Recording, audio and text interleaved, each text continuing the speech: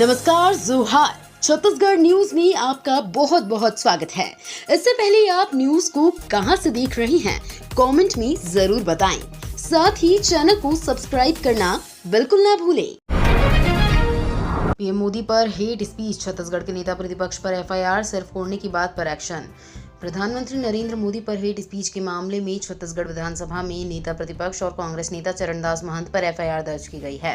ये केस भारत निर्वाचन आयोग के आदेश पर दर्ज किया गया है। चुनाव आयोग से मिले आदेश के बाद देर रात प्रशासनिक अधिकारियों ने राजनांदगांव कोतवाली थाने में चरणदास साहन के खिलाफ एफआईआर दर्ज कराई। कोतवाली थाने में मामले में धारा 506 के तहत केस दर्ज किया गया है।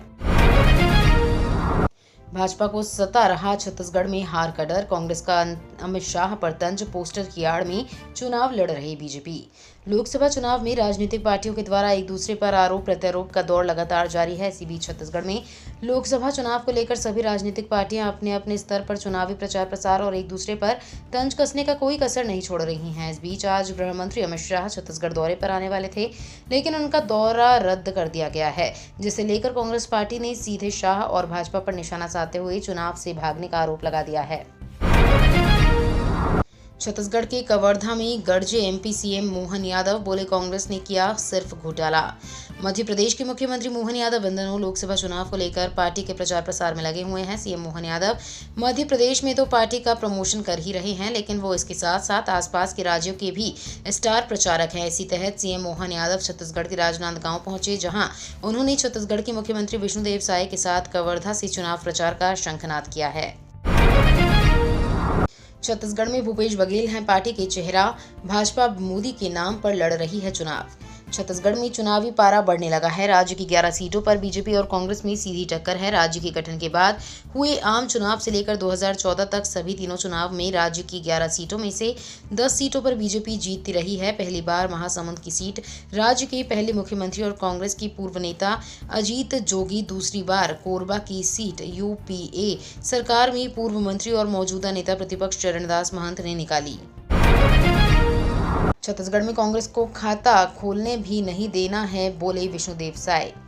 कांग्रेस में पिछले चुनाव में अपने जन घोषणा पत्र में लोक लुभावन वादे कर जनता से खूब वोट बटोरा, पर सत्ता में बैठते ही लोगों से खूब छलावा किया, खूब ठगा, खूब धोखेधड़ी की। प्रदेश की जनता द्वारा दिए गए भारी जनादेश का अपमान किया, जिसका करारा जवाब आप सभी ने विधानसभा चुनाव में दिया है। और अब लोकसभा में कांग्रेस को खाता खोलने भी नहीं देना है, कांग्रेस को उखाड़ फेंकना है। आज कुनकुरी में आयोजित विधानसभा स्तरीय कार्यकर्ता सम्मेलन में मुख्यमंत्री विष्णुदेव साय ने ये बात कही। अप्रैल को छत्तीसगढ़ आएंगे राहुल गांधी, बस्तर में करेंगे जनसभा का आगाज। लोकसभा चुनाव को लेकर छत्तीसगढ़ में धुआंधार प्रचार प्रसार हो रहा है। लगातार राष्ट्रीय नेताओं का प्रदेश दौरा जारी है। इसी बीच कांग्रेस नेता राहुल गांधी छत्तीसगढ़ दौरे पर आ रहे हैं। वे 13 अप्रैल को बस्तर में जनसभा को संबोधित करेंगे और कांग्रेस के पक्ष में जनता से वोट की अपील करेंगे। साथ ही कवासी लखमा के पक्ष में चुनाव प्रचार करेंगे।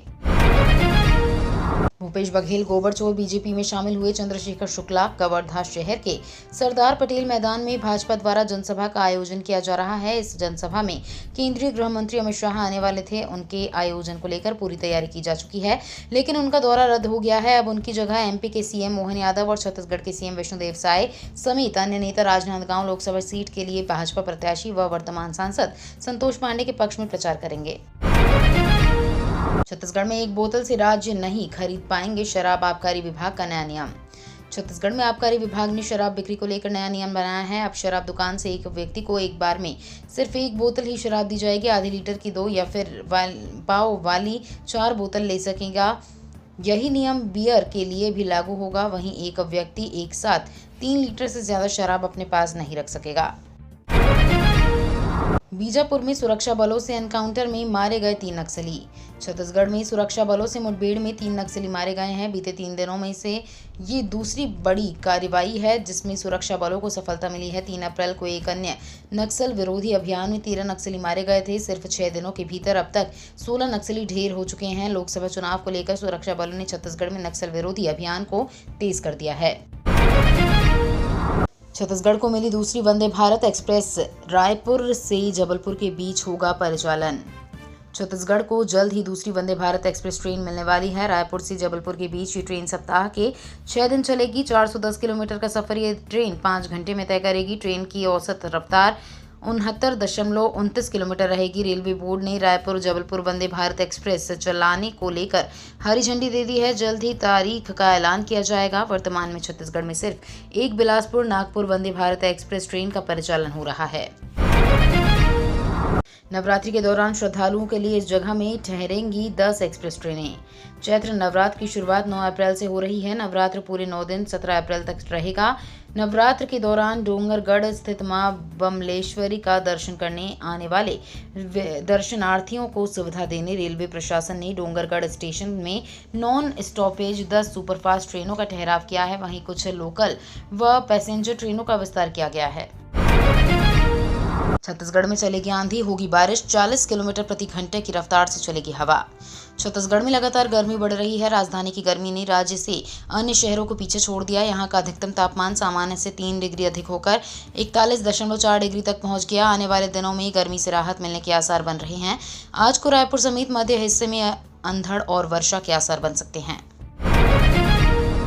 देश को कभी झुकने नहीं दूंगा, बोले पीएम मोदी। सहारनपुर में पीएम मोदी ने चुनावी रैली को संबोधित करते हुए कहा कि इंडिया गठबंधन की लड़ाई शक्ति के खिलाफ है। हम शक्ति उपासना को नकारते नहीं हैं। हमारे साथ मातृशक्ति का आशीर्वाद है। 140 करोड़ लोगों के वोट की ताकत है कि दुनिया में भारत का डंका बज रहा है। मैंने प्रण लिया है कि देश को कभी झुकने नहीं दूंगा। बीजेपी राजनीति नहीं, राष्ट्र नीति पर बात करती है। हमारे लिए देश से बड़ा कुछ नहीं है। कांग्रेस के घोषणा पत्र पर वित्त मंत्री ने साधा निशाना। वित्त मंत्री निर्मला सीतारमण ने कांग्रेस के घोषणा पत्र पर निशाना साधते हुए कहा कि कांग्रेस ऐसे वादे कर रही है जो अगर पूरे हुए तो बजट में इतना घाटा होगा कि पैसा ही नहीं बचेगा। कांग्रेस अपने घोषणा पत्र से कर्नाटक चुनाव जीती, लेकिन उन वादों को पूरा करने के लिए आपको बजट की जरूरत है। और deputy CM DK Shivakumar ने खुद कहा था कि उनके पास विकास के लिए पैसा नहीं है, जिसके बाद बहुत बड़ा वित्तीय बोझ पड़ा। कांग्रेस का घोषणा पत्र मुस्लिम लीग की सोच, बोले मोदी। पीएम मोदी ने पुष्कर की सभा में एक बार फिर कांग्रेस के घोषणा पत्र को मुस्लिम लीग की सोच बताया है। मोदी ने कहा कि कांग्रेस का घोषणा पत्र झूठ का पुलिंदा है। पन्ने पन्ने से टुकड़े टुकड़े की बू आ रही है। मुस्लिम लीग के विचारों को कांग्रेस देश पर थोपना चाहती है। कांग्रेस खुद को पूरी तरह से आउटसोर्स कर चुकी है। कांग्रेस के पास न सिद्धांत है और न ही नीतियां बची हैं। ये तो थी आज की बड़ी खबरें। अगर आपको न्यूज़ पसंद आई हो तो वीडियो को लाइक और शेयर करना बिल्कुल ना भूलें। धन्यवाद।